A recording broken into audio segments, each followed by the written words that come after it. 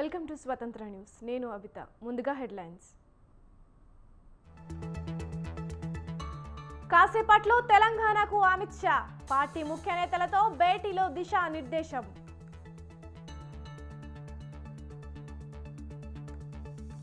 విజయవాడలో జగన్ పర్యటన. కృష్ణానది రిటైనింగ్ వాల్ను ప్రారంభించిన సీఎం.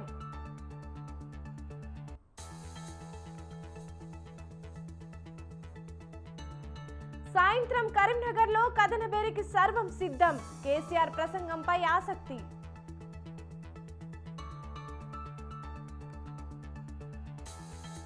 భారత రైల్వేను మరింత ఆధునీకరిస్తాం. అభివృద్ధి కొనసాగుతూనే ఉండాలన్న మోదీ.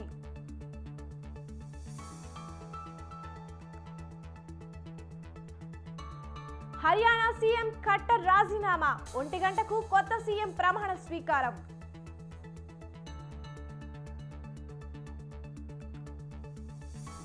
పలు రాష్ట్రాల్లో ఎన్ఐఏ సోదాలు. 4 రాష్ట్రాల పరిధిలోని 30 ప్రాంతాల్లో తనిఖీలు.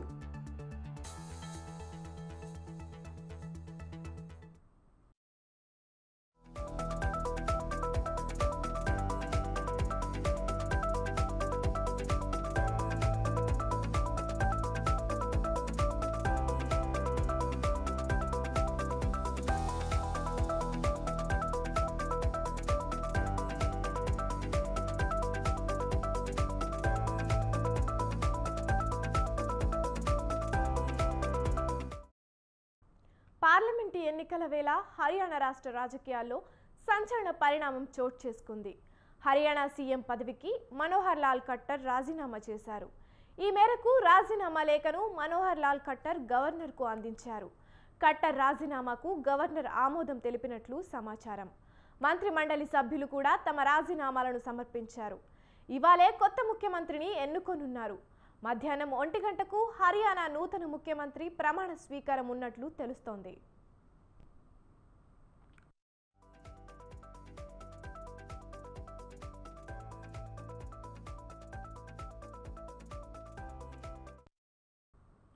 పార్లమెంటు ఎన్నికల వేళ హర్యానా రాష్ట్ర రాజకీయాల్లో సంచలన పరిణామం చోటు చేసుకుంది. హర్యానా సీఎం పదవికి మనోహర్ లాల్ ఖట్టర్ రాజీనామా చేశారు. ఈ మేరకు రాజీనామా లేఖను మనోహర్ లాల్ ఖట్టర్ గవర్నర్కు అందించారు. ఖట్టర్ రాజీనామాకు గవర్నర్ ఆమోదం తెలిపినట్లు సమాచారం. మంత్రి మండలి సభ్యులు కూడా తమ రాజీనామాలను సమర్పించారు. ఇవాళే కొత్త ముఖ్యమంత్రిని ఎన్నుకోనున్నారు. మధ్యాహ్నం 1 గంటకు హర్యానా నూతన ముఖ్యమంత్రి ప్రమాణ స్వీకారం ఉన్నట్లు తెలుస్తోంది.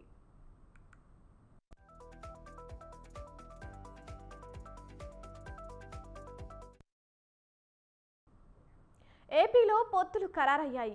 ఎవరికి ఎన్నెన్ని సీట్లో లెక్కలు తేలాయి. ఇక అభ్యర్థుల ఖరారుపై దృష్టి పెట్టాయి. ఇప్పటికే మొదటి విడత జాబితాలో అభ్యర్థులను ప్రకటించిన టీడీపీ సెకండ్ లిస్టుపై దాదాపు కసరత్తు పూర్తయింది. ఈ నెల 14న రెండో జాబితాను విడుదల చేసేందుకు సన్నాహాలు పూర్తి చేసింది. రెండో విడతలో 20 నుంచి 25 స్థానాలకు అభ్యర్థులను ప్రకటించే ఛాన్స్ ఉంది. 7-8 లోక్సభ అభ్యర్థులను కూడా ప్రకటించనున్నారు. టీడీపీ అధినేత చంద్రబాబు పొత్తులో ఎన్నికలకు వెళ్తున్న జనసేన కూడా రెండో విడత జాబితాను విడుదల చేయనుంది. సుమారు 6-7 అసెంబ్లీ స్థానాలకు అభ్యర్థులను ప్రకటించనున్నారు పార్టీ అధినేత పవన్ కళ్యాణ్.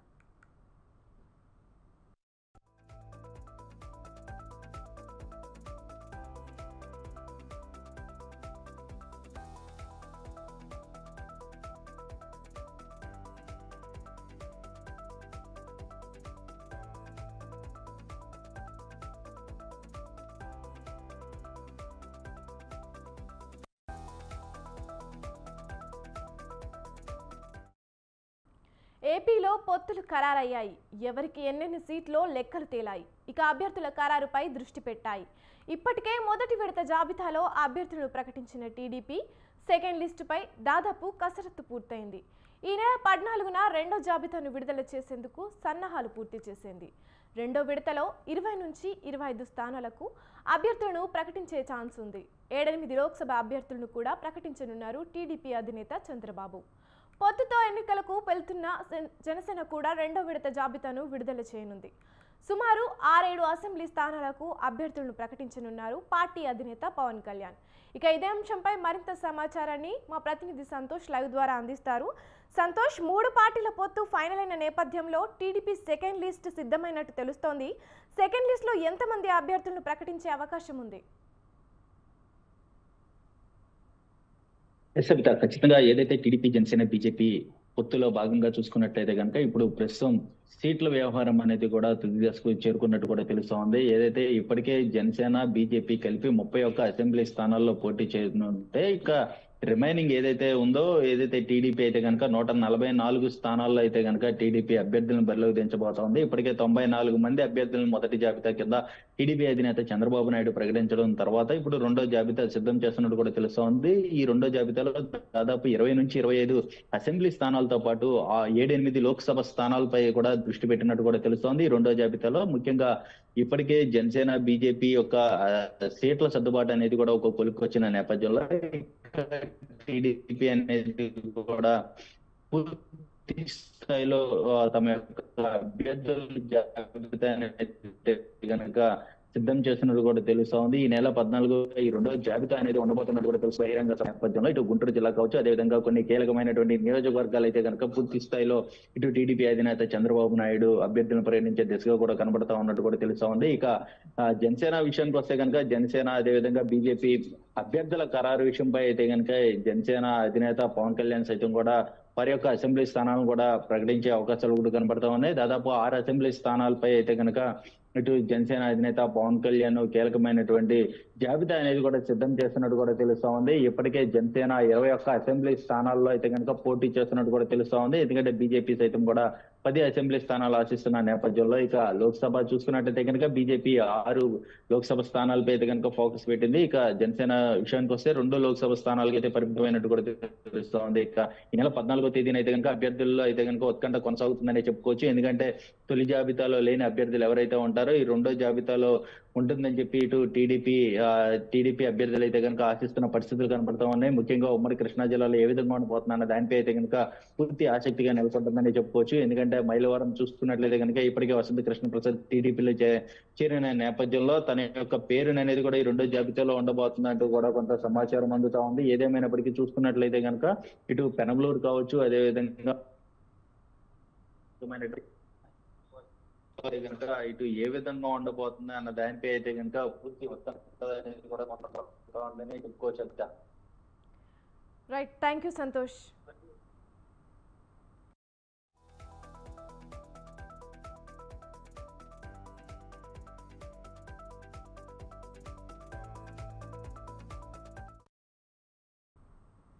తెలుగుదేశం, బీజేపీ, జనసేన పార్టీల మధ్య పొత్తు లెక్క తేలింది. బీజేపీ కోసం ఇప్పటికే ఒక పార్లమెంటు సీటును వదులుకున్న పవన్ కళ్యాణ్ అసెంబ్లీ సీట్ల విషయంలోనూ బీజేపీ కోసం 3 స్థానాలు వదులుకునేందుకు సిద్ధమైనట్లు సమాచారం. దీంతో పొత్తులో భాగంగా జనసేన 21 అసెంబ్లీ స్థానాలు, 2 పార్లమెంటు స్థానాల్లో పోటీ చేయనున్నట్లు తెలుస్తోంది. ఇప్పటికే కూటమిలో జనసేన పార్టీకి అన్యాయం జరిగింది. సీట్లు తక్కువ కేటాయించారంటూ అధికార పార్టీ నేతలు జనసేన అధినేత పవన్ కళ్యాణ్ పై సానుభూతి చూపుతూ సెటరికల్ ట్వీట్లు చేస్తున్నారు. తాజాగా మరో 3 అసెంబ్లీ స్థానాలను పవన్ వదులుకున్నాడన్న వార్తల నేపథ్యంలో మాజీ మంత్రి, YCP MLA Ambati Rambabu satirical tweet చేశారు.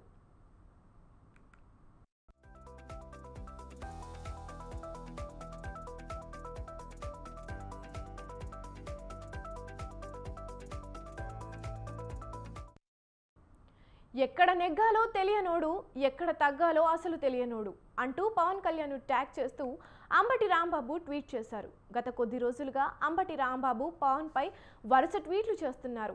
సీఎం అని అరిసిన ఓ కాపులారా, సీఎం అంటే చీఫ్ మినిస్టరా, సీఎం అంటే సెంట్రల్ మినిస్టరా, సీఎం అంటే చంద్రబాబు మనిషా, సీఎం అంటే చీటింగ్ మనిషా అంటూ అంబటి రాంబాబు పవన్ కళ్యాణ్ ఉద్దేశిస్తూ ఇటీవల ట్వీట్ చేశారు. తాజా ట్వీట్తో మరోసారి పవన్ పై సెటైర్లు వేశారు.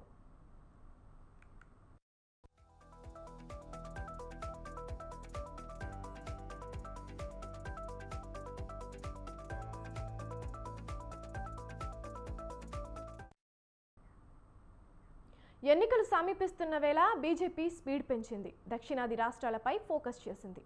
ఇందులో భాగంగా బీజేపీ పెద్దలు తెలంగాణకు క్యూ కడుతున్నారు. ఇవాళ రాష్ట్రానికి కేంద్ర హోంమంత్రి అమిత్ షా రానున్నారు. పౌరసత్వ సవరణ చట్టం నోటిఫై అయ్యాక మొదటిసారి తెలంగాణకు వస్తున్నారు. పార్టీ ముఖ్య నేతలతో ఆయన సమావేశం కానున్నారు.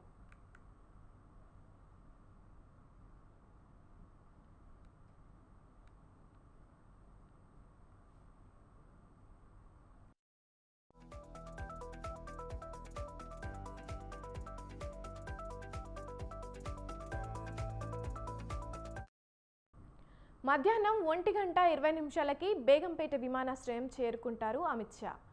1:45 నుంచి 2:45 వరకు ఇంపీరియల్ గార్డెన్స్లో సోషల్ మీడియా వాలంటీర్స్ మీటింగ్లో దిశానిర్దేశం చేస్తారు. 3:15 నుంచి 4:25 వరకు ఎల్బీ స్టేడియంలో జరగనున్న విజయ సంకల్ప సభలో ఆయన పాల్గొంటారు. అనంతరం బూత్ కమిటీ అధ్యక్షులు ఆ పై స్థాయి నేతల మీటింగ్లో అమిత్ షా పాల్గొంటారు.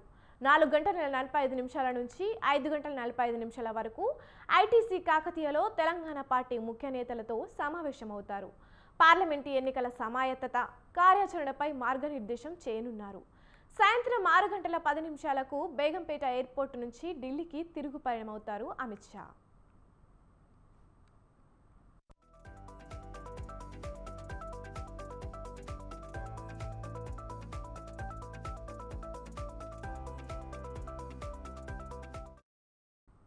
ఇక ఇదే అంశంపై పూర్తి సమాచారాన్ని మా ప్రతినిధి శ్రీనివాస్ లైవ్ ద్వారా అందిస్తారు. శ్రీనివాస్, ముఖ్య నేతల సమావేశంలో ఏ అంశాలు చర్చించే అవకాశం ఉంది అమిత్ షా? అమిత కేంద్ర మంత్రి అమిత్ షా, అదేవిధంగా బీజేపీ వ్యూహకర్త అమిత్ షా పార్లమెంటు ఎన్నికల్లో తెలంగాణ నేతలను సిద్ధం చేయడానికి గెలుపు కోసం ఏ విధంగా ముందుకు వెళ్ళాలనేటువంటి కార్యాచరణను రూపొందించారు ఇప్పటికే. అయితే ఈరోజు అమిత్ షా 1:20 ఢిల్లీ నుండి ప్రత్యేక విమానంలో బేగంపేట ఎయిర్పోర్ట్కు చేరుకుంటారు. అక్కడ నుండి సికింద్రాబాద్లోని ఇంపీరియల్ గార్డెన్లో బీజేపీ సోషల్ మీడియా వాలంటీర్స్ సమావేశంలో పాల్గొంటారు. ప్రధానంగా ఈ ఎన్నికల్లో సోషల్ మీడియాను వాడుకొని ఎన్నికల్లో ఎలా విజయం సాధించాలి, ప్రజల వద్దకు బీజేపీని ఎలా తీసుకువెళ్ళాలి, కేంద్ర ప్రభుత్వం చేపట్టినటువంటి మోడీ సర్కారు విధానాలు, అదేవిధంగా వీటన్నిటి మీద సోషల్ మీడియాలో ఎలాంటి ప్రచారం నిర్వహించాలి, ప్రజల్లోకి ఈ బీజేపీని ఏ విధంగా తీసుకువెళ్ళాలనేటువంటి విషయం మీద కేంద్ర హోంశాఖ మంత్రి బీజేపీ సోషల్ మీడియా వాలంటీర్స్తో సమావేశం నిర్వహించి వాళ్ళకు దిశానిర్దేశం చేయనున్నారు. దాదాపుగా గంట సేపు సోషల్ మీడియా వాలంటీర్స్తో ప్రత్యక్షంగా ఆయన మాట్లాడే అవకాశం ఉందని చెప్పవచ్చు. ప్రధానంగా బీజేపీ ప్రభుత్వం గత 10 సంవత్సరాల్లో తెలంగాణలో చేపట్టినటువంటి అభివృద్ధి, ఇతర ప్రాజెక్టులు, అదేవిధంగా సంక్షేమ కార్యక్రమాలను ప్రజల్లోకి ఏ విధంగా తీసుకువెళ్లాలనేటువంటి విషయంతో పాటు గత ప్రభుత్వాలు చేసినటువంటి వైఫల్యాలు, అదేవిధంగా బీఆర్ఎస్ ప్రభుత్వం చేపట్టిన విధానాలు, ఈ అంశాలన్నీ ప్రజల్లోకి తీసుకువెళ్ళి గెలుపు కోసం ఏ విధంగా పనిచేయాలన్నటువంటి విషయాన్ని అక్కడ సోషల్ మీడియా వాలంటీర్స్కు దిశానిర్దేశం చేయనున్నారు. అనంతరం ఎల్బీ స్టేడియంలో జరుగుతున్నటువంటి బూత్ స్థాయి అధ్యక్షుల, అదేవిధంగా మండల, జిల్లా స్థాయి నాయకుల సమావేశంలో కేంద్ర హోంమంత్రి పాల్గొననున్నారు. ప్రధానంగా ఈ ఎన్నికల్లో బీజేపీ గెలుపు కోసం కింది స్థాయి, క్షేత్రస్థాయిలో ఏ విధమైనటువంటి ప్రచారం నిర్వహించాలి, అదేవిధంగా ప్రజల్ని ఏ విధంగా బీజేపీ వైపు మళ్లించాలి, ఏ విధంగా ఓట్ బ్యాంకును పెంచుకోవాలన్నటువంటి విషయాన్ని కూడా కేంద్ర మంత్రి ఈ ఎల్బీ స్టేడియంలో జరుగుతున్నటువంటి బూత్ స్థాయి అధ్యక్షుల కన్వీనర్ల సమావేశంలో మాట్లాడి వాళ్ళకు కూడా దిశానిర్దేశం చేయనున్నారు. ప్రధానంగా ఇక్కడ ఉన్నటువంటి తెలంగాణలో గత ప్రభుత్వాలు చేపట్టిన విధానాల వల్ల, ప్రభుత్వం చేపట్టిన వ్యతిరేక వల్ల గత ఎన్నికల్లో దాదాపుగా 15% వరకు ఓటింగ్ శాతం పెంచుకున్నటువంటి బీజేపీ ఈసారి ఓటింగ్ శాతాన్నే కాదు సీట్ల సంఖ్యను కూడా పెంచుకోవాలన్నటువంటి ముందు చూపుతో ఇప్పటికే ప్రచారంలో ముందుందని చెప్పవచ్చు. అయితే అభ్యర్థుల విజయానికి ఏ విధంగా కృషి చేయాలి, కార్యకర్త నుండి జిల్లా స్థాయి నేతల వరకు ఎలా పనిచేయాలన్నటువంటి దిశానిర్దేశం హోంమంత్రి అమిత్ షా చేయనున్నారు. ప్రధానంగా ఒక గంట సేపు జరిగేటువంటి ఈ కార్యక్రమంలో కూడా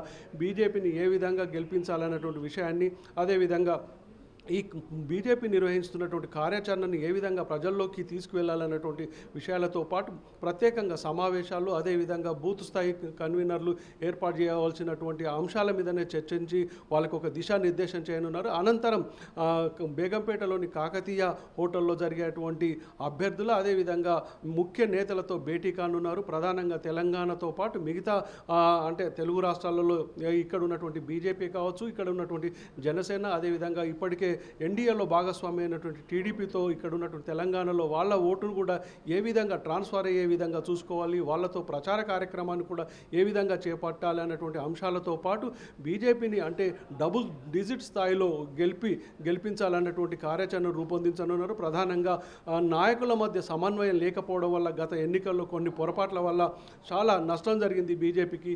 అలాంటి నష్టాలు, అలాంటి వర్గ విభేదాలను పక్కకు పెట్టి బీజేపీ గెలుపు కోసం పనిచేయవలసిన విధంగా బీజేపీ ముఖ్య నేతలకు దిశానిర్దేశం చేయనున్నారు. ప్రధానంగా తెలంగాణలో కొంత నాయకుల మధ్య సమన్వయం లేదు అన్నటువంటి విషయాన్ని ఇప్పటికే పార్టీ అధిష్టానం భావించింది. ఈ విషయంలో అమిత్ షా వీళ్ళందరికీ ఒక దిశానిర్దేశం చేయడంతో పాటు మిగతా నాయకులందరినీ కలుపుకుపోయి మంచి ఫలితాలను సాధించే విషయంగా ముందుకు వెళ్ళాలన్నటువంటి విషయాన్ని చర్చించే అవకాశం ఉంది. అదేవిధంగా ప్రస్తుతం ఉన్నటువంటి 4 పార్లమెంటు స్థానాలతో పాటు మరో 8 స్థానాలు, దాదాపుగా 12 స్థానాల్లో బీజేపీ గెలుపు కోసం ఇక్కడ తెలంగాణ నేతలు అందరూ సమన్వయంతో సమిష్టిగా పనిచేయాలన్నటువంటి విషయాన్ని ఇక్కడ చర్చించి వాళ్ళకు దిశానిర్దేశం చేయనున్నారు.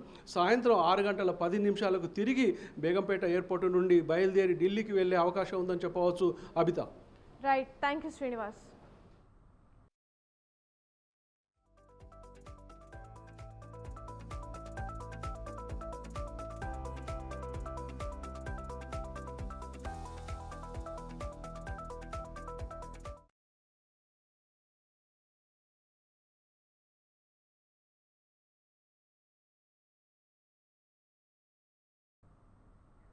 పార్లమెంటు ఎన్నికల శంఖాన్ని పూరించనున్నారు గులాబీ బాస్. కరీంనగర్ కదనబేరి సభతో ఎన్నికల ప్రచారాన్ని ప్రారంభించనున్నారు బీఆర్ఎస్ అధ్యక్షుడు కేసీఆర్.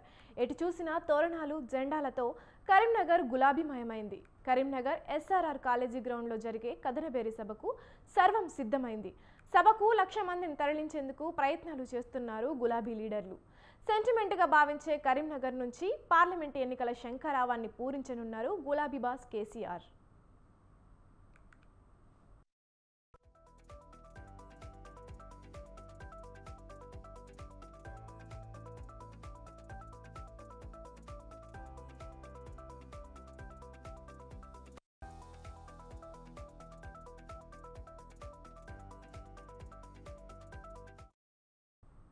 అసెంబ్లీ ఎన్నికల్లో ఓటమి తర్వాత బీఆర్ఎస్ పార్టీ నిర్వహిస్తున్న తొలి ఎన్నికల సభ కావడంతో భారీ జన సమీకరణపై దృష్టి పెట్టాయి పార్టీ శ్రేణులు. ప్రజల్లో BRS party charisma, KCR image తగ్గలేదని నిరూపించేందుకు కదనబేరి సభతో నిరూపించుకోవాలని చూస్తోంది బీఆర్ఎస్ పార్టీ. ఇందుకోసం కరీంనగర్లో జరిగే సభకు 1,00,000 మంది హాజరయ్యేలా ఏర్పాట్లు చేస్తోంది. ఇప్పటికే పార్లమెంటు పరిధిలోని నియోజకవర్గాల్లో ఆ పార్టీ వర్కింగ్ ప్రెసిడెంట్ కేటీఆర్ సన్నాహక సమావేశాలను నిర్వహిస్తూ క్యాడర్లో జోష్ నింపుతున్నారు.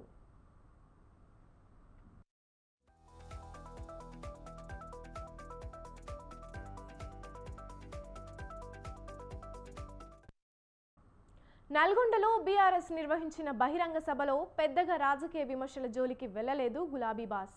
కేవలం కృష్ణా ప్రాజెక్టుల అంశం వరకే పరిమితమయ్యారు.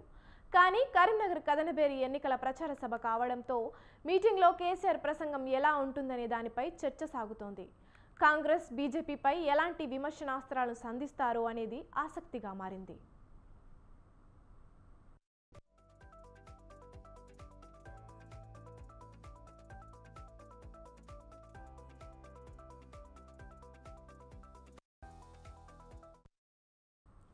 తెలంగాణ ఉద్యమ సమయం నుంచి కేసీఆర్కు కరీంనగర్ ఓ సెంటిమెంట్గా కొనసాగుతోంది. సిద్దిపేట నుంచి ఎమ్మెల్యేగా వరుసగా ఎన్నికవుతూ వచ్చిన కేసీఆర్ టీఆర్ఎస్ పార్టీ పెట్టిన తర్వాత ప్రత్యేక రాష్ట్ర విషయంలో కేంద్రంపై ఒత్తిడి తెచ్చేందుకు లోక్సభ ఎన్నికల్లో పోటీ చేశారు. ఆయన తొలిసారి జాతీయ రాజకీయాల్లోకి వెళ్లడానికి కరీంనగర్ లోక్సభను ఎంచుకున్నారు. అక్కడి నుంచి 2004లో పోటీ చేసి భారీ మెజార్టీతో గెలుపొందారు. ఆ తర్వాత తెలంగాణ కోసం 2 సార్లు రాజీనామా చేసి ఉప ఎన్నికల్లో కరీంనగర్ నుంచే గెలిచారు. కరీంనగర్ ప్రజలు తనను అక్కున చేర్చుకున్నారని బహిరంగ సభల్లో ప్రస్తావిస్తుంటారు కేసీఆర్.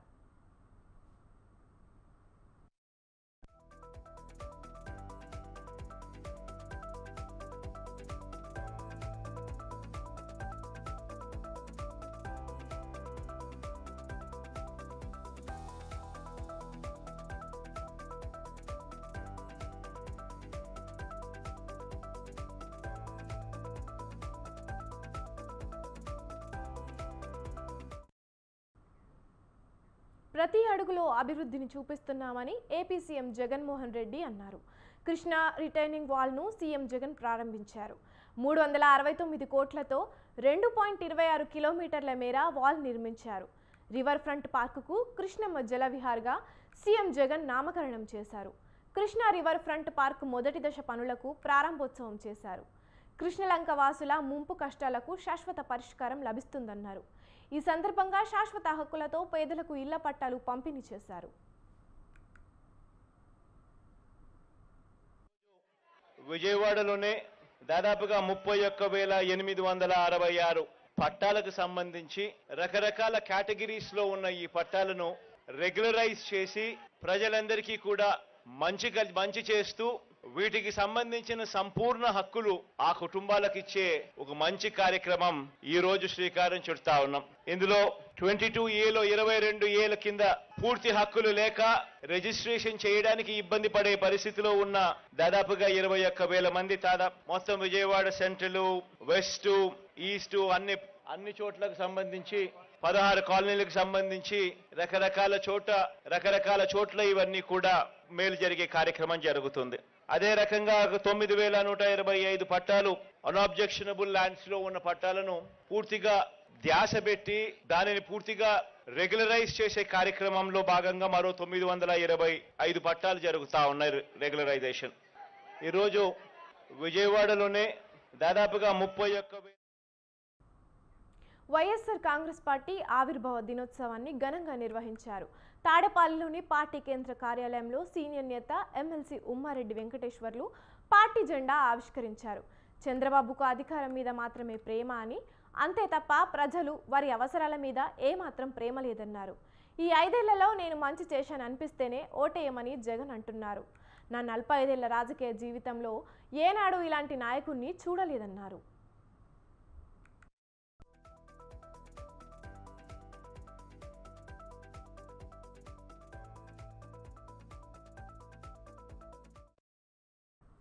చరిత్ర సృష్టించడం జగన్కే సాధ్యమన్నారు మంత్రి జోగి రమేష్. కుప్పంలో చంద్రబాబుని, మంగళగిరిలో లోకేష్ని ఓడించి తీరతామన్నారు. గుంట నక్కలు, తోడుదొంగలు చేసే నీచ రాజకీయాలను వైఎస్ఆర్సీపీ కార్యకర్తలు ఎదుర్కొనేందుకు సిద్ధంగా ఉండాలన్నారు. ఒక వీరుణ్ణి, ఒక ధీరుణ్ణి, ఒక దీశాలని ఎదుర్కోవాలంటే ఒకటి బలం చాలదు, ఇద్దరు బలం చాలదు. ఇద్దరు కాదు, ముగ్గురు కలిసి వచ్చినా, 30 మంది కలిసి వచ్చిన వైఎస్ఆర్ కాంగ్రెస్ పార్టీ దాటికి గొప్ప కూలిపోవాల్సిందే. 175 స్థానాలు మనం విజయం సాధించబోతా ఉన్నాం. రాసి పెట్టుకోమని చెప్తా ఉన్నాం.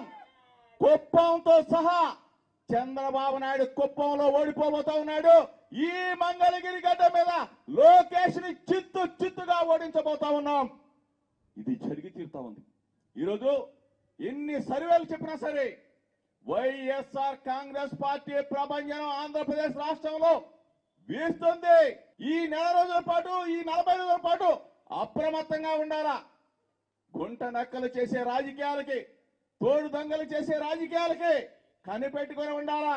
అందరినీ కూడా తుదా ముట్టించే కార్యక్రమంలో మనం ముందడుగు వేయాలా. నేను మీ ముఖ్యమంత్రిగా మంచి చేశాను అనుకుంటేనే నాకు ఓటేయండి. ఏ ముఖ్యమంత్రి కూడా నేను మంచి చేస్తేనే నాకు ఓటేయండి అని ప్రజల ముందుకు వెళ్ళినటువంటి ముఖ్యమంత్రులు లేరు. నేను తప్పులు చేస్తే క్షమించండి, ఈసారి నేను చాలా గొప్పగా చేస్తాను అందుకనే నాకు ఓటేయండి అని అడిగే వాళ్ళని చూసాం. కానీ ధైర్యంగా నేను మంచి చేశానని మీరు అనుకుంటే నాకు ఓటేయండి అని అడిగినటువంటి ముఖ్యమంత్రి జగన్మోహన్ రెడ్డి గారు ఒకే ఒక్కరు. మీ అవసరాలే నా ఎజెండా, మీకే అవసరాలు ఉన్నాయో అది నా ఎజెండా, ఆ ఎజెండాని నేను అమలు చేస్తా. నాకంటూ వేరే ఎజెండా లేదు, మీ అవసరాలే నా ఎజెండా అని గతంలో ఎవరన్నా చెప్పారండి? మీ అవసరాలంటే మీరు చెప్పండి, దాన్ని అతి భద్రంగా ఒక ఎజెండా లాగా ఆయన ఇచ్చినటువంటి ఎజెండాలో ఏ చిన్నది ఒక్కటి కూడా. పల్నాడు జిల్లాలో వైసీపీ ఆవిర్భావ దినోత్సవ వేడుకలను ఘనంగా నిర్వహిస్తున్నారు పార్టీ శ్రేణులు. ఈ క్రమంలోనే వినుకొండ వైసీపీ కార్యాలయంలో ఏర్పాటు చేసిన ఆవిర్భావ వేడుకలో ఎమ్మెల్యే బొల్లా బ్రహ్మనాయుడు పాల్గొని వైసీపీ జెండాను ఆవిష్కరించారు. అనంతరం దివంగత నేత వైఎస్ రాజశేఖర్ రెడ్డి విగ్రహానికి పూలమాల వేసి ఘనంగా నివాళులర్పించారు. కార్యకర్తలు కలిసి కేక్ కట్ చేసి సంబరాలు జరుపుకున్నారు.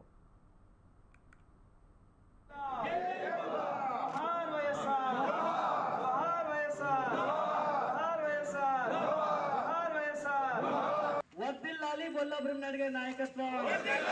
జై జగన్. ఆవిర్భావ దినోత్సవం ముందుగా సభ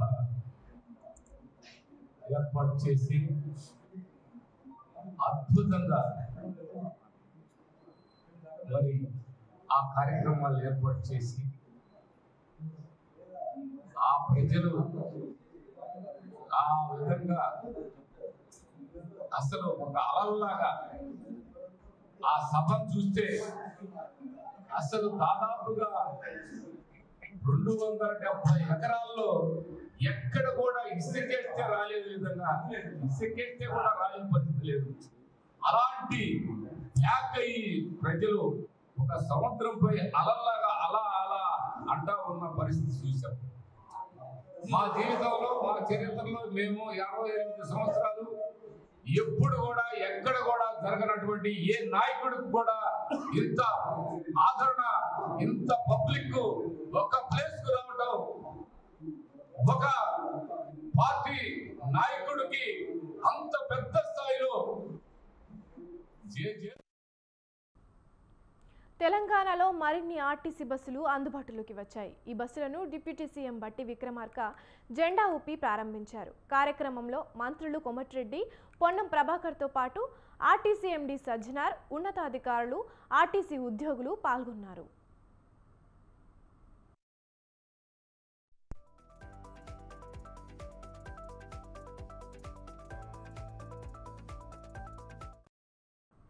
కాంగ్రెస్ సర్కార్ అమలు చేస్తున్న మహాలక్ష్మి పథకంతో ఆర్టీసీలో ప్రయాణికుల సంఖ్య భారీగా పెరిగింది. మహిళలు ఉచిత ప్రయాణాన్ని వినియోగించుకోవడంతో మరిన్ని బస్సులు ఏర్పాటు చేయాల్సి రావడంతో ఇటీవలే 100 బస్సులను అందుబాటులోకి తెచ్చి ప్రయాణికుల ఇబ్బందులను దూరం చేసింది. ఈ క్రమంలోనే ఇవాళ మరిన్ని నూతన బస్సులను అందుబాటులోకి తెచ్చింది టీఎస్ఆర్టీసీ. ఆర్టీసీ మినిస్టర్ గారు ఇంకా వారి సిబ్బంది కూడా బస్సెస్ పెంచి గ్రామీణ ప్రాంతాలలో రోడ్లు కూడా గత 3 మాసాల్లోనే దాదాపు 1500 కోట్ల రోడ్స్ని మా ఆర్ఎండ్బి డిపార్ట్మెంట్ ద్వారా శాంక్షన్ చేయడం జరిగింది. నిన్ననే సెంట్రల్ రోడ్ ఫండ్ ద్వారా కూడా గడ్కరీ గారితో ఒక 855 కోట్ల రూరల్ రోడ్స్ కూడా శాంక్షన్ చేయించుకున్నాం. అందుకనే బస్సెస్ కూడా పెంచుకుంటూ ఇంకా ప్రజలకు సేవ చేసి దేశంలోనే మన తెలంగాణ ఆర్టీసీ సంస్థ మంచి పెద్ద తీసుకోవాలని, మీ ఆర్టీసీ సంస్థకు సంబంధించిన సమస్యల గురించి మన సీఎం గారు, నేను పొన్నం ప్రభాకర్ గారు పోతుంటే వారు చెప్తారు, మీకే నాతోను కూడా చెప్పించిండు. మీ సమస్యల గురించి, బస్సెస్ గురించి మాట్లాడుతూ మళ్ళీ కార్మికుల గురించి కూడా మాట్లాడుతున్నాడు. ఇలాంటి మంచి ఉద్యమ నాయకుడు ఇవాళ ట్రాన్స్పోర్ట్ మినిస్టర్గా ఉండడం కార్మికుల అదృష్టం. 7 సంవత్సరాలుగా 10 సంవత్సరాలుగా నిర్వీర్యమైనటువంటి సంస్థకు సంబంధించి పెండింగ్లో ఉన్నటువంటి బాండ్స్ కావచ్చు, కారుణ్య నియామకాలు కావచ్చు, కొత్త బస్సుల కొనుగోలు ప్రక్రియ కావచ్చు, 7 సంవత్సరాలుగా పెండింగ్ ఉన్న పిఆర్సీ కావచ్చు, ఇంకా కొత్త నియామకాలకు సంబంధించిన ప్రక్రియ చేపడుతుంటే ఈరోజు మహాలక్ష్మి పేరు మీద ఆర్టీసీ కలకలలాడుతోంది. 100% ఆక్యుపెంట్స్ తోటి ఆపరేషన్ లాస్ నుంచి ఓవర్కమ్ అయి రేపొద్దున పాత బకాయిలు ఉన్నటువంటి 6000 కోట్లను కూడా అందులో ప్రావిడెంట్ ఫండ్ కావచ్చు, ఇతరత్ర వాటన్నిటిని అధిగమించడానికి ముందుకు పోతున్న సందర్భంలో ఇందుకు సహకరిస్తున్నటువంటి ముఖ్యంగా ఆర్టీసీ సిబ్బంది అందరూ కూడా ఈ సందర్భంగా అభినందన తెలియజేస్తా ఉన్నా. ఈరోజు కొత్తగా మరి ఎలక్ట్రికల్ బస్సుల్ని, నాన్ ఏసీ బస్సులు మహాలక్ష్మికి ఇంకా ఇబ్బంది ఉండొద్దు అనే దాని మీద తీసుకొని వచ్చినాం. ఇంకా రాబోయే కాలంలో అనేకంగా కొత్త కొత్త ఆలోచనతోటి ఆర్టీసీ సమస్యలు పరిష్కరిస్తూనే అభివృద్ధి తీసుకుపోయే విధంగా మా యొక్క కార్యక్రమం ఉంటుంది. మేము నిండు మనసుతోటి సహకారం కావాలని కోరుతూ మరొకసారి హృదయపూర్వకంగా ప్రభుత్వానికి పేరు పేరున ధన్యవాదాలు తెలియజేస్తూ, సో ఈరోజు దాదాపు 25 కోటి మహిళలు మా బస్సులో ప్రయాణించి దాదాపు 879 crores 879 కోట్ల రూపాయి వాళ్ళందరూ కూడా ఆదా జరిగిందని చెప్పుకున్నాను. నాకు చాలా సంతోషంగా అనిపిస్తుంది. మన ఆల్రెడీ మన టీఎస్ఆర్టీసీలో దాదాపు 75 బస్సెస్ ఎలక్ట్రికల్ వెహికల్ బస్సెస్ ఉన్నాం. దాంట్లో భాగంగా ఇంకా వాళ్ళు ఫ్లీట్ యాడ్ చేయడానికి 25 buses non AC buses Mahalakshmi స్కీమ్కి ఇంప్లిమెంట్ అయ్యే ఈ ఒక స్కీమ్ని లాంచ్ చేయడము, బస్సెస్ లాంచ్ చేయడం చాలా సంతోషం అనిపిస్తుంది. ఇవంతా ఎన్విరాన్మెంటల్ ఫ్రెండ్లీ బస్సెస్, కాలుష్య రహిత బస్సెస్, అందరు కూడా మేలు జరిగే మన ఈ buses plus 150 electrical vehicle buses కూడా జూన్ దాకా మనం రాబోతున్నాం. దానివల్ల కూడా మొత్తం ఇంట్రా సిటీ కూడా ఆ బస్సెస్ను మనం లాంచ్ చేయడం జరుగుతుంది. తెలంగాణలో అధికార ప్రతిపక్షాల నడుమ జల వివాదానికి ఇప్పట్లో తెరపడేలా లేదు. అసెంబ్లీ ఎన్నికలకు ముందు కుంగిన మేడిగడ్డ ప్రాజెక్టు ఎన్నికల్లో బీఆర్ఎస్ ఓటమికి బలమైన కారణంగా మారింది. మరోవైపు పోలింగ్కి ఒక్కరోజు ముందే నాగార్జున సాగర్ డ్యాంను ఆంధ్ర పోలీసులు ఆక్రమించుకొని పహారా ఏర్పాటు చేశారు. అది వివాదమైంది. ఇప్పుడు పార్లమెంట్ ఎన్నికల్లో కూడా జల వివాదం కీ రోల్ పోషించే అవకాశం పక్కగా కనిపిస్తోంది. ఇంతకీ తెలంగాణ ప్రజలు మేడిగడ్డ విషయంలో ఎవరి వైపు నిలుస్తారు?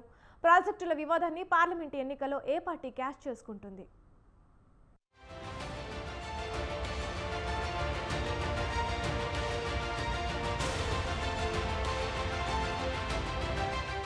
తెలంగాణలో ఇటీవల జరిగిన అసెంబ్లీ ఎన్నికల నాటి నుంచి వాటర్ వార్ కొనసాగుతోంది. కాళేశ్వరం అవినీతిమయంగా మారిందని కాంగ్రెస్ తీవ్ర ఆరోపణలు చేస్తూ మేడిగడ్డను సందర్శించేందుకు ఆ పార్టీ అగ్రనేత రాహుల్ గాంధీ వెళ్లారు. అయితే కాంగ్రెస్ అధికారంలోనికి వచ్చాక అసెంబ్లీ సాక్షిగా పవర్ పాయింట్ ప్రజెంటేషన్ ఇవ్వడం, స్వయంగా ప్రభుత్వమే ప్రజాప్రతినిధులను మేడిగడ్డ తీసుకువెళ్లడం చూశాం. మరోవైపు కేసీఆర్ నల్గొండ సభ పెట్టి కృష్ణానది మీద ఉన్న ప్రాజెక్టులను కేంద్రానికి అప్పజెప్పాలని కాంగ్రెస్ చూస్తుందని, తెలంగాణ హక్కులను కాలరాస్తుందని విమర్శలు గుప్పించారు. అనంతరం బీఆర్ఎస్ నేతలు మేడిగడ్డ పర్యటనకు వెళ్లి సందర్శించడంతో పాటు రైతులకు సాగునీటి ఇబ్బందులు పడకుండా వెంటనే మరమ్మతులు చేయాలని డిమాండ్ చేశారు.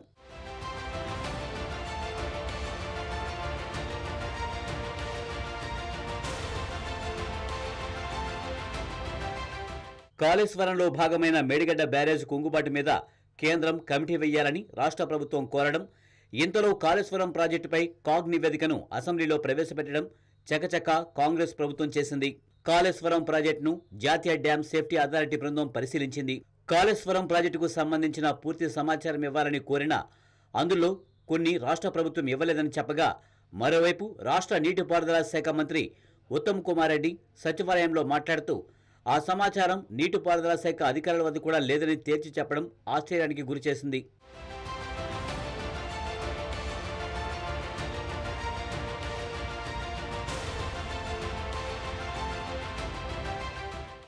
ఇటీవల రాష్ట్రంలో నేసా నియమించిన కమిటీ బృందం చైర్మన్గా సిడబ్ల్యూసి మాజీ చైర్మన్ చంద్రశేఖర్ అయ్యర్తో పాటు మరో 4 సభ్యులు 4 రోజుల పాటు పర్యటించారు.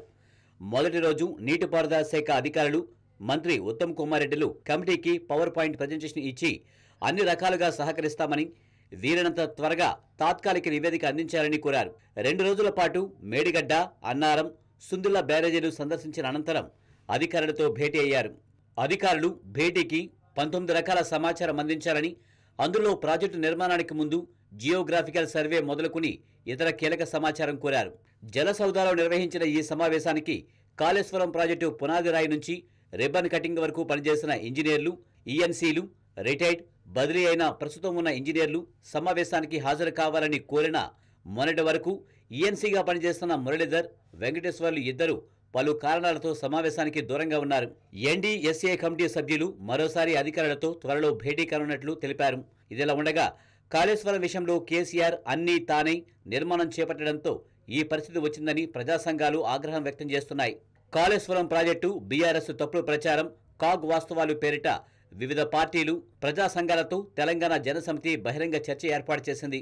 చర్చలో పాల్గొన్న కోదండరాం బీఆర్ఎస్ మీద తీవ్ర ఆరోపణలు చేశారు. మేడిగడ్డలో కుంగింది ఈ 3 పిల్లర్లు కాదని, తెలంగాణలోని 3 వ్యవస్థలు కుప్పకూలేయని విమర్శించారు. సిపిఐ రాష్ట్ర కార్యదర్శి ఎమ్మెల్యే సాంబశివరావు కాళేశ్వరం ప్రాజెక్టు తెలంగాణకు శనిస్వరంగా మారిందని, బాధ్యుల మీద కఠిన చర్యలు తీసుకోవాలని డిమాండ్ చేశారు.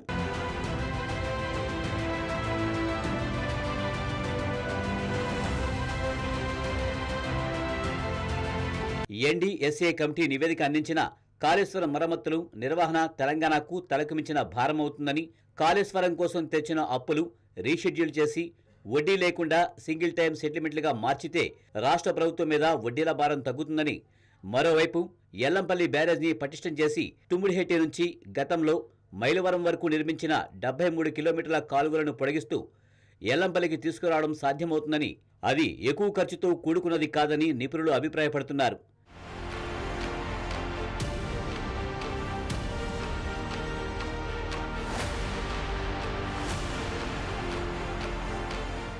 పార్లమెంట్ ఎన్నికల ప్రచారంలో నీటి వివాదాన్నే ప్రధానాంశంగా చేసుకునేందుకు 3 ప్రధాన పార్టీలు సిద్ధమవుతున్నాయి. బీఆర్ఎస్ రైతుల సెంటిమెంట్ను ఉపయోగించుకుంటే, కాంగ్రెస్ కాళేశ్వరం బీఆర్ఎస్ ప్రభుత్వం సర్కారు అవినీతి వల్లే కూలిందని కాంగ్రెస్ ఆరోపిస్తుంది. బీజేపీ కేంద్ర దర్యాప్తు సంస్థలకు కాళేశ్వరం అంశం విచారణ అప్పగించాలని డిమాండ్ చేస్తుంది. బీఆర్ఎస్ను కాపాడేందుకు కాంగ్రెస్ పరోక్షంగా కృషి చేస్తుందని విమర్శలు చేస్తుంది. ఈ నేపథ్యంలో తెలంగాణలో పొలిటికల్ హీట్ పీక్స్కి చేరే అవకాశం ఉంది. మరి పార్లమెంటు ఎన్నికల్లో కాళేశ్వరం ప్రచారం ఏ పార్టీకి ఉపయోగపడుతుందో, ఏ పార్టీల నుంచి ఎంతమంది నేతలను ఎవరు లోక్సభకు పంపుతారో చూడాలి.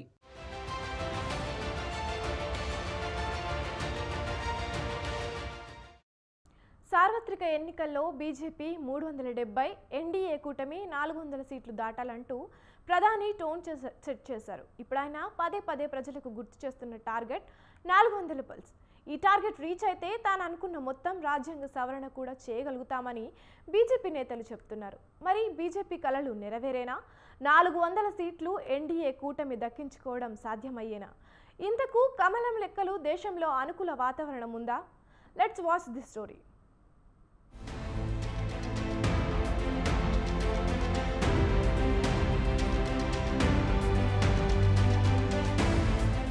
ఇటీవల పార్టీ కార్యకర్తలను ఉద్దేశించి ప్రధాని మోదీ మాట్లాడుతూ లోక్సభ ఎన్నికల్లో బీజేపీ 370 స్థానాలను గెలుచుకోవాలని పిలుపునిచ్చారు. జమ్మూ కశ్మీర్ కు స్వతంత్ర ప్రతిపత్తిని కల్పించే ఆర్టికల్ 370 రద్దు కోసం ఉద్యమించిన శ్యామ ప్రసాద్ ముఖర్జీకి ఇది నిజమైన నివాళి అవుతుందన్నారు. అయితే 370 మార్క్ సాధించడం అంత సులభమా?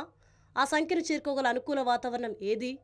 ఇప్పుడు ఈ ప్రశ్నలు కమలం గూటిలోనూ వినిపిస్తున్నాయి. మోదీ ప్రకటించిన లక్ష్యాన్ని చేరుకోవడం బీజేపీకి సాధ్యం కాదని విశ్లేషకులు అంచనా వేస్తున్నారు. 2019 సార్వత్రిక ఎన్నికల్లో బీజేపీ సొంతంగా 303 సీట్లు గెలుచుకుంది. అంటే 370 లక్ష్యాన్ని చేరుకోవాలంటే ఈసారి మరో 67 సీట్లు గెలవాలి. 80 సీట్లతో అత్యధిక సంఖ్యలో ఎంపీలను పార్లమెంటుకు పంపిన ఉత్తరప్రదేశ్ లో ఆ పార్టీ మళ్లీ మెరుగ్గా రాణిస్తుందని అంచనా వేస్తోంది. పోయినసారి ఇక్కడ బీజేపీ 62 సీట్లు గెలుచుకుంది. అయితే 2024లో రామాలయం ప్రచారం వల్ల ఆ సంఖ్య 70 మార్కును దాటుతుందని వారు ఆశిస్తున్నారు. అయితే కొత్తగా ప్రకటించిన కాంగ్రెస్ సమాజ్వాదీ పార్టీ సీట్ల భాగస్వామ్య ఒప్పందం బీజేపీ ఆశలకు కొంతమేర గండి కొట్టే అవకాశం కనబడుతోంది.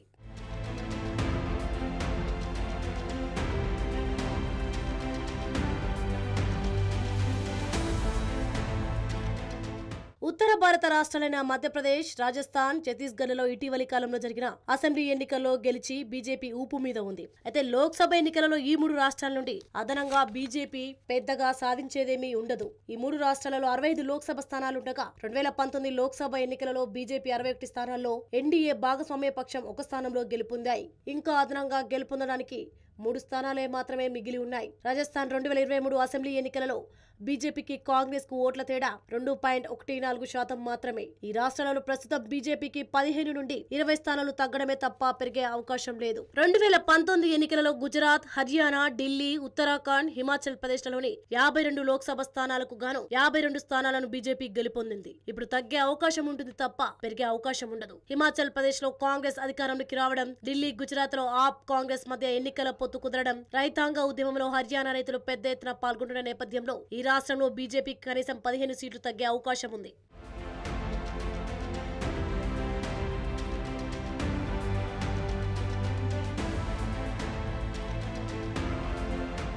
హిందీ బెల్ట్ లో మరో ముఖ్యమైన రాష్ట్రం బీహార్. 40 లోక్సభ స్థానాలకు గాను 2019లో బీజేపీకి 17, ఎన్డీఏ పక్షాలైన జనతాదళ్ యునైటెడ్ కు 16, లోక్ జనశక్తి పార్టీకి 6 స్థానాలు వచ్చాయి. నితీష్ కుమార్ రోజుకో పార్టీతో చేతులు కలపడం, ప్రభుత్వాలను మార్చడం, ప్రభుత్వ వ్యతిరేకత వల్ల ఈసారి సార్వత్రిక ఎన్నికల్లో రాష్ట్రీయ జనతాదళ్ కాంగ్రెస్ వామపక్ష కూటమి సగానికి పైగా సీట్లు గెలుచుకునే అవకాశం ఉంది. జార్ఖండ్ లో మొత్తం 14 సీట్లుగాను 2019లో బీజేపీ 11, దాని మిత్రపక్షం ఆల్ జార్ఖండ్ స్టూడెంట్ యూనియన్ 1 స్థానంలో గెలిచింది. ఇప్పుడు కాంగ్రెస్ జార్ఖండ్ ముక్తి మోర్చా మెరుగైన ఫలితాలు సాధించవచ్చని పరిశీలకుల అంచనా. ఈ లెక్కలు చూస్తే ఇక్కడ బీజేపీకి అదనంగా కలిసి వచ్చే స్థానాల సంఖ్య లేదనే చెప్పాలి. దేశంలోని అత్యధిక లోక్సభ స్థానాలున్న రాష్ట్రాల్లో 48 స్థానాలతో రెండో స్థానంలో ఉన్న రాష్ట్రం మహారాష్ట్ర. 2019లో బీజేపీ శివసేన కూటమి 41 సీట్లు గెలుచుకుంది. ఆ తర్వాత శివసేన బీజేపీ నుంచి విడిపోయింది. షిండే వర్గం బీజేపీతో ఉన్న అతిపెద్దగా లోక్సభ ఎన్నికల్లో కలిసి వచ్చే అంశంగా కనిపించడం లేదు. ఉద్ధవ్ ఠాక్రే వర్గానికి అనుకూలంగా సానుభూతి పవనాలు వీస్తున్నాయని గ్రౌండ్ రిపోర్టులు సూచిస్తున్నాయి. ఇక కాంగ్రెస్ ఎన్సీపీ పొత్తు కూడా ప్రభావం చూపవచ్చు.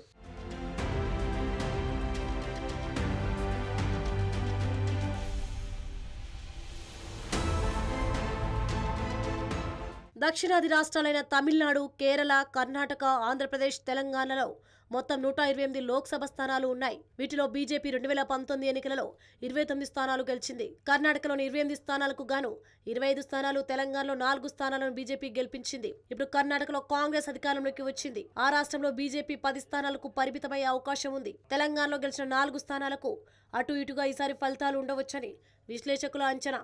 ఇక తమిళనాడు, కేరళలో సీట్లు పొందే అవకాశం బీజేపీకి లేదు. తమిళనాడులో ఎన్డీఏ పక్షమైన ఏఐడిఎంకే కూడా ఇప్పుడు దూరమైంది. ఏపీలో టీడీపీతో పొత్తు కుదిరింది కాబట్టి పరిస్థితులు అనుకూలిస్తే 2, 3 సీట్లు రావడానికి అవకాశం ఉంది. పశ్చిమ బెంగాల్, ఒరిస్సా రాష్ట్రాల్లో మొత్తం 63 సీట్లు ఉన్నాయి.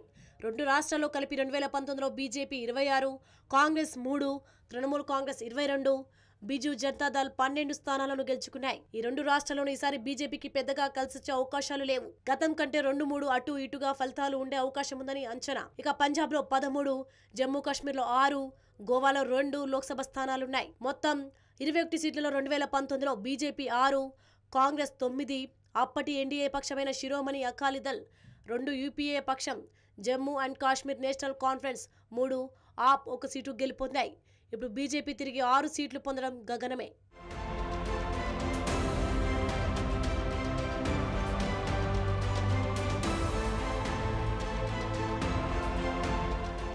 సెవెన్ సిస్టర్స్ గా పిలువబడే 7 ఈశాన్య రాష్ట్రాల్లో పెద్ద రాష్ట్రమైన అస్సాం 14 లోక్సభ స్థానాలు కలిగి ఉండగా మిగతా 6 రాష్ట్రాల్లో 10 లోక్సభ స్థానాలు ఉన్నాయి. సిక్కిం 1 లోక్సభ స్థానంతో కలిపి మొత్తం 25 స్థానాలకు గాను 2019లో లోక్సభ జనరల్ ఎన్నికలలో బీజేపీ 15, ఎన్డీఏ పక్షాలు మరో 5 గెలిచాయి. అదనంగా ఇక్కడ బీజేపీకి ఎన్డీఏకు సీట్లు పెరిగే అవకాశం లేదు. మిగతా 6 కేంద్రపాలిత రాష్ట్రాలైన Lakshadweep, Chandigarh, Pondicherry, Andaman and Nicobar, Dadra and Nagar Haveli, Daman and డయ్యూలో గల 6 లోక్సభ స్థానాలు గాను 2019లో బీజేపీకి 2, కాంగ్రెస్కు 2, ఇతరులకు 2 వచ్చాయి. వీటితో ఎన్డీఏకు పెరిగేది లేదు, ఇండియాకు తగ్గేది లేదు. ఈ లెక్కలు చూస్తే బీజేపీ ఆశిస్తున్న 370 సంఖ్యకు చేరుకోవడం కష్టంగానే కనబడుతుంది. మరోవైపు రైతు నిరసనలు, గిరిజన ముఖ్యమంత్రి హేమంత్ సోరెన్ అరెస్ట్, కేజ్రీవాల్ ను అరెస్ట్ చేసి ఆయన ప్రభుత్వాన్ని పడగొట్టాలన్న ప్రయత్నాలు, నిరుద్యోగం, అధిక ధరలు, వ్యవసాయ సమస్యలతో సహా ఇతర అనేక సమస్యలు ఇప్పటికీ అధికార పార్టీకి ఆందోళన కలిగిస్తూనే ఉన్నాయి. మొత్తంగా బీజేపీ ఆశిస్తున్న 370 స్థానాలు, ఎన్డీఏ కూటమికి 400+ స్థానాలు అనే లెక్క సుసాధ్యమయ్యేలా లేదు. అయినా అయితే రాజకీయాల్లో దేన్ని తోసిపుచ్చలేం. రామ మందిరం ప్రారంభోత్సవం తర్వాత ఉత్తరాదిలో మత సెంటిల్మెంట్ మరింత పెరగడం సహా అనేక అంశాలు బీజేపీపై పాజిటివ్ ప్రభావం చూపించనున్నాయి. మరి కాషాయ పార్టీ లక్ష్యాన్ని చేరుకునేందుకు ఎలాంటి వ్యూహ రచనతో ముందుకు వస్తుందో చూడాలి.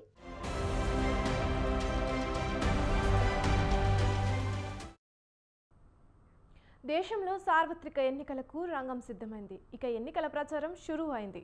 ఎన్నికల ప్రచారం వాయువేగంతో సాగాలంటే హెలికాప్టర్లు, ప్రైవేట్ జెట్లు అవసరమే. అన్ని రాజకీయ పార్టీలు హెలికాప్టర్లు, ప్రైవేట్ విమానాల కోసం పోటీ పడితే డిమాండ్ పెరిగి ఖర్చు భారీగా పెరుగుతుందని పరిశ్రమ వర్గాలు అంచనాలు వేస్తున్నాయి.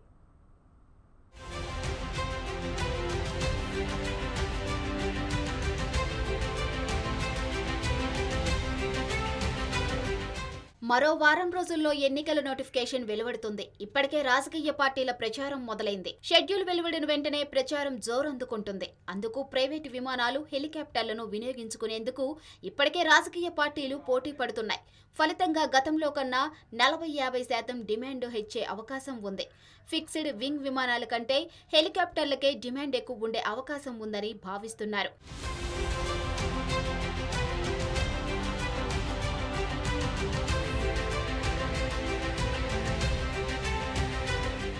సాధారణంగా ప్రైవేటు విమానాలు, హెలికాప్టర్లకు గంటల చొప్పున ఛార్జీలను వసూలు చేస్తారు. చార్టెడ్ విమానానికి గంటకు అద్దె 4.5 లక్షల నుంచి 5,25,000 రూపాయల వరకు ఉంటుంది. హెలికాప్టర్కు గంటకు 1.5 లక్షల రూపాయల వరకు ఛార్జ్ చేస్తారు. దేశంలో రాజకీయ పార్టీల డిమాండ్కు అవసరమైన మేరకు ప్రైవేట్ జెట్లు, హెలికాప్టర్లు లేవని club one air CEO Ranjan Mishra వెల్లడించారు. అధిక డిమాండ్ నేపథ్యంలో ముందే కొంతమంది విమానాలను ముందే లీజుకు తీసుకున్న సందర్భాలు ఉన్నాయి.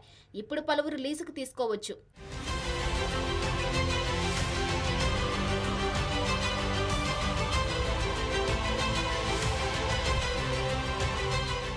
దేశంలోని 2023 డిసెంబర్ నాటికి 112 నాన్ షెడ్యూల్ ఆపరేటర్లు ఉన్నాయి.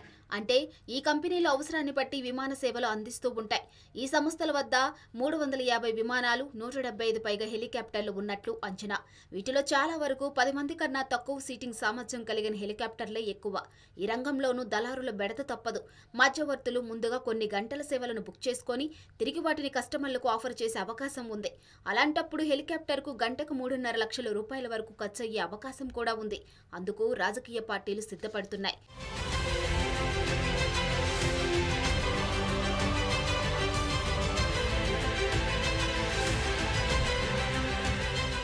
రెండు 2019-20 ఆర్థిక సంవత్సరంలో తాము విమానాలకు, హెలికాప్టర్లకు దాదాపు 250 కోట్ల రూపాయలు ఖర్చు చేసినట్లు బీజేపీ ఎన్నికల కమిషన్కు సమర్పించిన అఫిడవిట్లో తెలిపింది. కాంగ్రెస్ పార్టీ ఎన్నికల ప్రయాణ ఖర్చు కింద 126 కోట్ల రూపాయలు ఖర్చు చేసినట్లు తెలిపింది. బీజేపీ, కాంగ్రెస్ పార్టీలే కాక ఇతర పార్టీలు ఎన్నికల ప్రచారానికి ప్రైవేట్ జెట్లు, హెలికాప్టర్ల కోసం ఎగబడితే ఈసారి ఖర్చు 1,20,00,000 రూపాయలకు పెరగవచ్చని విశ్లేషకులు భావిస్తున్నారు. దీనిలో ఎన్నికల కమిషన్ ఖర్చు 20% ఉండవచ్చు. కానీ మిగతా పార్టీలు చేసే ఖర్చే తీవ్రంగా ఉంటుంది.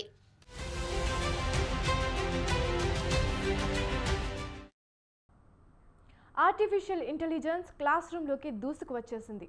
దేశంలోనే తొలి కృత్రిమ మేధ రోబో టీచర్ ఐరిస్ కేరళ పాఠశాలలో పాఠాలు చెప్పడం ప్రారంభించింది. ఆశ్చర్యంగా ఉంది కదూ, ఆ వింత చూడాల్సిందే.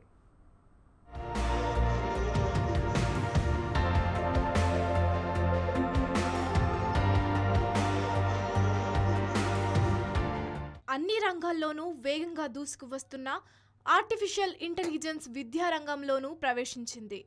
కేరళలోని తిరువనంతపురంలోని ఓ స్కూల్లో రోబో టీచర్ ఐరిస్ రంగ ప్రవేశంతో విద్యార్థులు ఆశ్చర్యం, ఆనందంతో పులకించిపోయారు.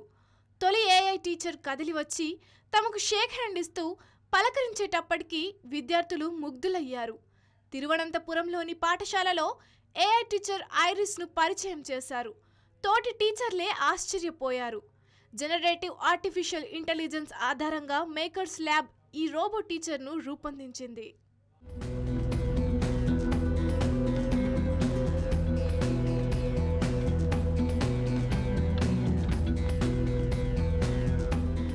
విద్యారంగంలో ఇది విప్లవమే. కేరళలోని కేటీసీటీ హయ్యర్ సెకండరీ స్కూల్లో రోబో టీచర్ ఆవిష్కరణ జరిగింది. తరగతి గదిలో రోబో విద్యార్థులతో ఇంటరాక్ట్ అయ్యింది. ఏఐ టీచర్ ఐరిస్ను VSSC space physics laboratory director doctor K Rajeev ఆవిష్కరించారు. విద్యారంగంలో బోధనా ప్రక్రియకు కొత్త నిర్వచనం చెబుతూ అన్ని హద్దులను చెరిపేస్తూ ఏఐ రోబో టీచర్ విద్యా ప్రమాణాలను ముందుకు తీసుకువెళ్లే అవకాశం ఉంది. హోంవర్క్ల గోల, వేధింపుల బెడద ఉండదు.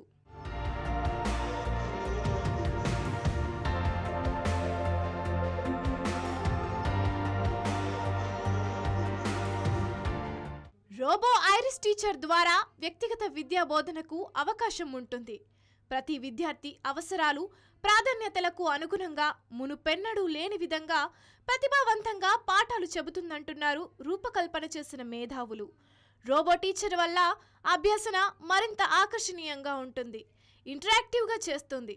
ఇది విద్యార్థుల్లో అభ్యసన పట్ల ఆసక్తిని పెంచుతుంది. అర్హత కలిగిన ఉపాధ్యాయులు లేని రంగాల్లో రోబో ఐరిస్ టీచర్ ఎంతగానో ఉపయోగపడుతుంది.